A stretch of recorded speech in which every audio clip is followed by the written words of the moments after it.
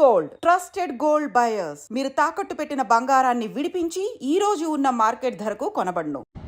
ఉగ్రవాదులకి చావు దెబ్బ కొట్టిన మన భారత సైన్యం మీ అందరికీ యాद ఉండొచ్చు. పహల్గాంలో చాలా వరకు మన హిందువులు అక్కడ తిరగనికి వెళ్ళినారు. చాలా మంది హిందువులు ఉండే పేరడిగి ఏ విధంగా ఈ టెర్రరిస్టులు అందరికీ చంపేస్తారు. మీరు అందరు కూడా చూసినారు. ఆ రోజే ప్రధానమంత్రి మోదీ గారు ఒక సంకల్పం తీసుకున్నారు. ఎట్టి పరిస్థితిలో మా భారతీయుల పైన కాల్పులు జరిపిన ఈ టెర్రరిస్టుల్ని నేను ఏడవను. ఒక సంకల్పం తీసుకోండి. ఇవాళ చాలా వరకు కొన్ని పొలిటికల్ లీడర్లు మోదీ గారు చెప్తారో ఏం చెయ్యరు. చాలా వరకు పొలిటికల్ లీడర్లు కామెంట్ చేస్తారు. ఓకే, ఈ సమయం రాజకీయం గురించి మనం మాట్లాడదు, కానీ ఈ సమయం మన భారత సైన్యం రిజల్ట్ ఏ విధంగా ఇచ్చింది దాని గురించి మనం మాట్లాడదాం.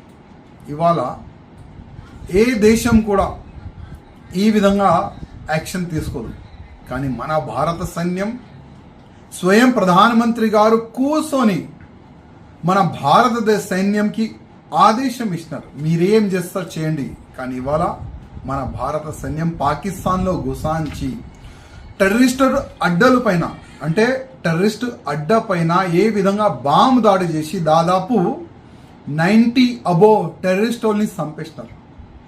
అంటే మా హిందూ మహిళలు బొట్టు తీసేస్తే మా భారత సైన్యం రిజల్ట్ ఏ విధంగా ఇస్తుంది ఇవాళ మన భారత సైన్యం చూపెట్టింది. అదేవిధంగా పహల్గాంలో ఆ టెర్రరిస్టులు భర్తకి ఏ విధంగా చంపినారు మహిళల ముందు. చంపే ముందు ఏం చెప్పినారు వాళ్ళు? మోదీకి చెప్పుకోపో.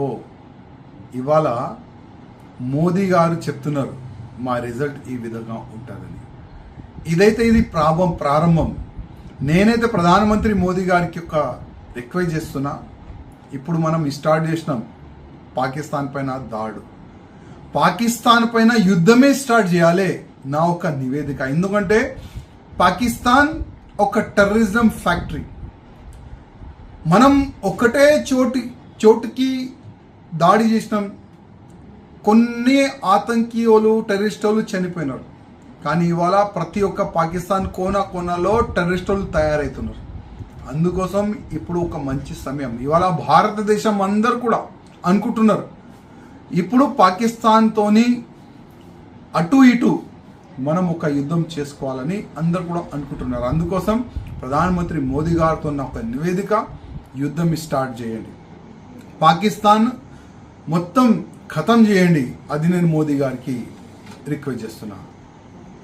పరిణామంగా నిన్న నైట్ జరిగిన ఇన్సిడెంట్కి కొంత ఊరట పొందాం. బట్ అది ఇంకా స్టార్టింగ్, ఆరంభం. ఇంకా అంతం అనేది ఇంకా ముందు చూస్తారు. బట్ అయినప్పటికీ మీరు ఏదైతే చెప్పారో ఇప్పుడు వాళ్ళు కూడా ఎదురు దెబ్బ తీసే అవకాశాలు ఉన్నాయి. కాబట్టి ఈరోజు వైజాగ్ 1 టౌన్ పరిధిలో ఏదైతే పోలీస్ డిపార్ట్మెంట్ కానీ మెడికల్ డిపార్ట్మెంట్ వాళ్ళు అలాగే కలెక్టర్ గారు నేతృత్వంలో జరిగినటువంటి మాక్ డ్రిల్ యావత్, ఎందుకంటే మనం ఎలర్ట్లో ఉండాలి. యుద్ధ ప్రతిపాదకన ఎటువంటి జరగకుండా సంఘటనలు జరిగినప్పుడు ప్రజలు జనరల్గా ప్యానిక్ అయిపోతుంటారు.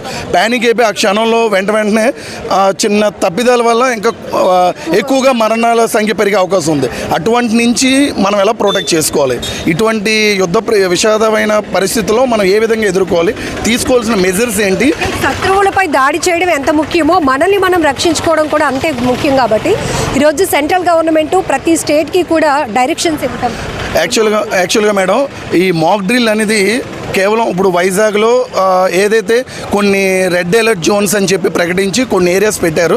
అందులో మంద కూడా వైజాగ్ కూడా ఉంది కాబట్టి ఇక్కడ ఒక ఏరియాలో పెట్టారు. బట్ మీ ద్వారాగా నా ఇంటెన్షన్ ఏంటంటే ఈ టైంలో యావత్ యువత అంటే మనం feeling proud to be an Indian అంటాం. ఇది కరెక్ట్ సమయం. ప్రతి ఒక్క భారత పౌరు అంటే ఇటు అమ్మాయిలు కానీ అబ్బాయిలు కానీ యంగ్స్టర్స్ అందరూ కూడా ఆర్మీ వాళ్ళు ఉన్నారు కదా బోర్డర్లో, వాళ్ళు ప్రొటెక్ట్ చేసుకుంటారు, నేవీ వాళ్ళు ఉన్నారు కదా, గవర్నమెంట్ ఉంది కదా అన్న నిర్లక్ష్యం కాదు, ప్రతి ఒక్క భారత పౌరుడు కూడా ఒక ఇండియన్ ఆర్మీ కింద పనిచేయవలసిన అవసరం ఉంది. Really it's proud moment. ఎందుకంటే ఉగ్రవాదాన్ని నేలమట్టం చేయాలనే ఒక సంకల్పంతో భారత సాయుధ దళాలు చేసిన ఈ సాహసోపేతమైనటువంటి వీరోచితమైన దాడి అనొచ్చో, పోరాటం అనొచ్చో, ఎట్లా చూస్తున్నారు ఒక భారతీయుడు? చాలా ప్రౌడ్గా ఉందండి. ఇది నైట్ 1:20 అలా జరిగినప్పటి నుంచి ఇన్స్టాగ్రామ్ రీల్స్ అవి చూసినప్పటి నుంచి ఎలా ఉందంటే నిక్కబొడుచుకుని వస్తున్నాయండి ఒళ్ళంతా. కానీ ఇది సరిపోదండి.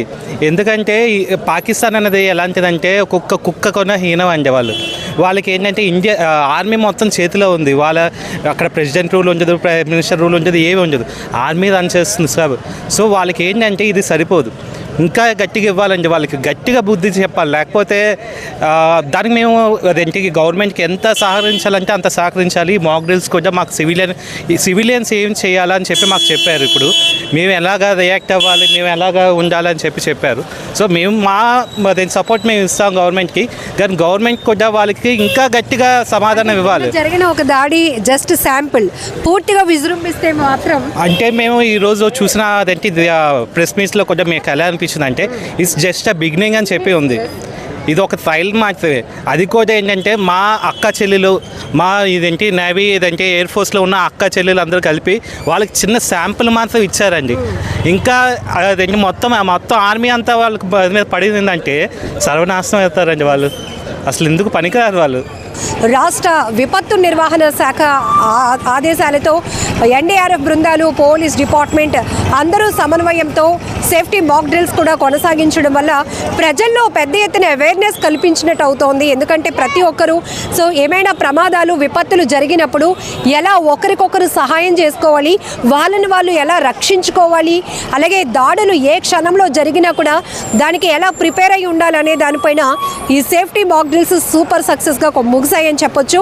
అలాగే ఇప్పుడు కొంతమంది పబ్లిక్తో మనం మాట్లాడుతున్నప్పుడు రోమాలు నిక్క పొడుస్తున్నాయి. సోషల్ మీడియా వేదికగా భారతదేశ ప్రధాని మోదీ కావచ్చు, లేకపోతే హోంశాఖకు సంబంధించి కావచ్చు, రక్షణ శాఖకు సంబంధించి, ఇట్లా త్రివిధ దళాలకు సంబంధించి వాళ్ళు వీరోచితమైన పోరాటానికి సంబంధించి ప్రశంసలు వెల్లువెత్తుతున్న నేపథ్యంలోనే భారతదేశ యువతగా కూడా మాకు చాలా గర్వంగా ఉంది. నిజంగా ప్రస్తుతం ఉన్నటువంటి సమాజం దేనికి ప్రయారిటీ ఇస్తుంది? ఆర్థిక సంబంధాల చుట్టూ మాత్రమే తిరుగుతుంది. మళ్ళీ ఎన్నికలంగానే చాలా విరక్తి కలుగుతాను. మంచి అనిపిస్తుంది కదా, లేడీస్ కూడా ఛాలెంజింగ్ జాబ్స్ చేసినప్పుడు చాలా బాగుంటది. ట్రాఫిక్ అసిస్టెంట్స్ గా నియమించిన ట్రాన్స్జెండర్స్ అందరితో సాల్యూట్ చేయించుకుంటున్నారు. ఫుడ్ డెలివరీ ఇవ్వటానికి వెళ్ళినటువంటి డెలివరీ బాయ్ అనిల్ పై కళ్ళ ముందు